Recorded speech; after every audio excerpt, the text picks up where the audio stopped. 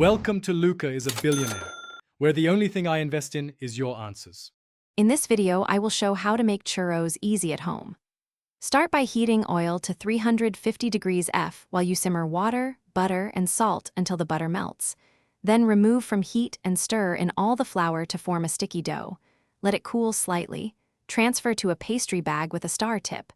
Pipe 4 to 6 inch strips, and prepare to fry them until golden.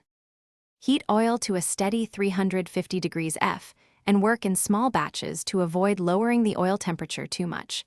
Fry churros 3 to 4 minutes per batch until evenly golden. Use a slotted spoon to turn them if needed. Drain on paper towels to remove excess oil.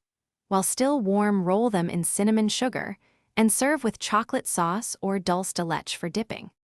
If you're finding this guide helpful, please subscribe and like to support more easy recipes and tips. Quick recommendation. The Shark AI Ultra Robot Vacuum cleans crumbs and messes so you can focus on frying and dipping without worrying about the floor. It offers voice control and smart navigation for effortless tidy up. Check the description for the link and other deals. Now let's get back to the video. If you want to prep ahead, fry churros briefly and finish later in a hot oven to regain crispness.